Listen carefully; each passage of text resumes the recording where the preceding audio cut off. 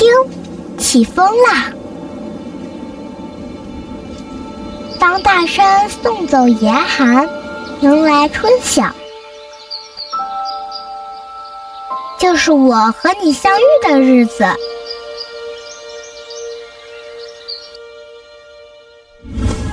森林会用坚硬不屈的傲骨面对冰雪，却将毕生的轻柔灵动凝聚在我身上。体轻如梦，御风而舞，是我与生俱来的天性。细嫩无痕，福取可得，则让所有遇见过的人都肯和我亲近。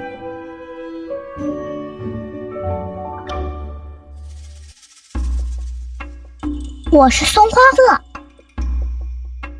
我的故事要从和一名唐朝姐姐的相遇开始讲起。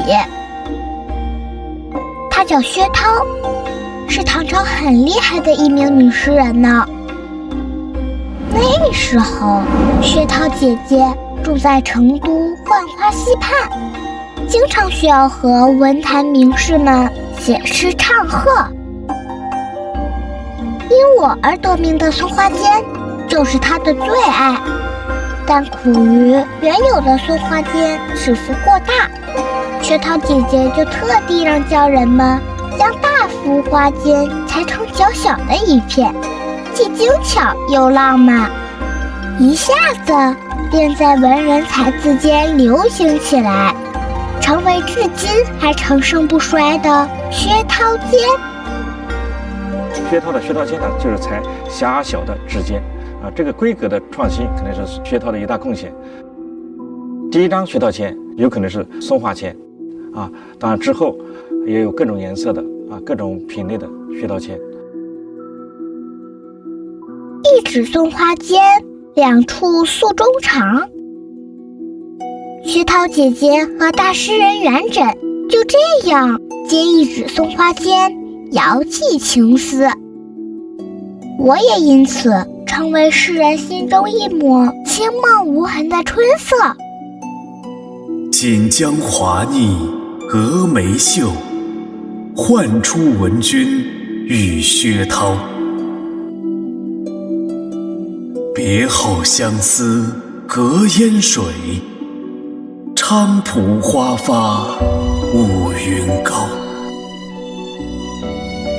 哪怕年岁流逝，哪怕毕役结局，爱你便为你怦然心动，梦醒却也了无挂碍。松花日将老，佳期犹渺渺。不结同心圆，空结同心草。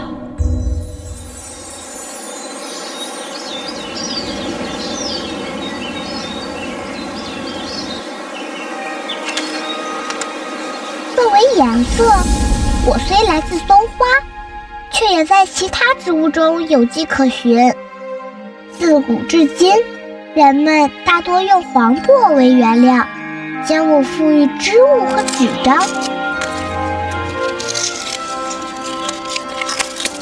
黄柏是古人极爱用的一种染材，也被称为黄不老。当黄柏经过蒸煮后，留下清透的黄，再用宣纸浸染晾晒，通过和阳光、空气的奇妙转化，便可呈现出娇嫩的松花黄色。当今天的匠人们依然以薛涛姐姐的方式染色、裁纸，再精心勾勒出各种花样，我便仿佛看到1000多年前的诗心与情思，清灵如初，世代如新。我是永远不老的松花色，我是不惧任何岁月消磨和重度侵蚀的松花色。那为什么会选择黄柏去染纸？我觉得这个古人是有智慧的，因为黄柏里面它含的小柏碱，它是可以杀虫的。那么对于书籍来说，它杀虫的功能就能够让这个古籍保留得更久。所以实际上，古代的染匠他也是懂药理的。除了剪纸之上，我还遇见过好多更好玩有趣的经历呢。你看，我是李白笔下的浪漫。轻如松花落金粉，浓似胎紧含碧丝。相传大文豪苏东坡也曾为我写过一篇《松花歌》。一茎松花不可少，8两蒲黄切莫炒。槐花杏花各五钱。你看，祈福长寿的松花酒是我做过的神仙梦。松花酒好喝，但不要贪杯上头哟。而当松花粉遇见红豆沙，你会看到软糯香甜的松花糕，不仅保留了我原本的色泽，还能抚慰人心。不信你尝一口，一定会很快乐。中国古人不仅去对松花有运用把它当作保健品像松针松叶都会用到中国人这种健康的理念当中。这就是我们中国人跟大自然的一种和谐的关系。《红楼梦》中，我还是曹雪芹笔下的一抹娇艳。有一次，贾宝玉找薛宝钗的丫鬟莺儿打烙子，就特意提到了我。松花色配什么？松花配桃红，这才娇艳。在要淡雅之中带些娇艳。这位曹先生不愧是将您制造的后代呀，真是懂我，懂我的淡雅和生机，懂我的娇嫩与亲近。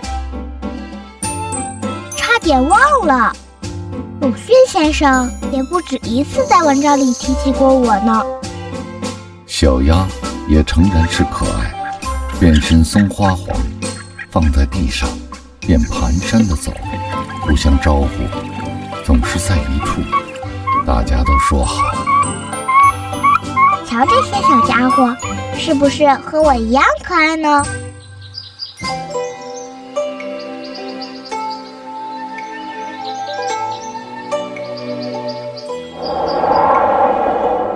你喜欢诗吗？当花香和色彩被裁成撕裂的尺寸，那些动人的诗句，就是我想捎给你的心里话。你喜欢梦吗？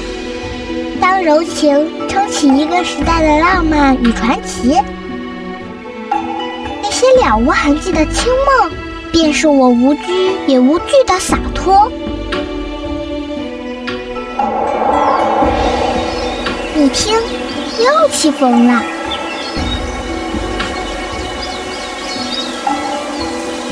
我是永远不老的松花色。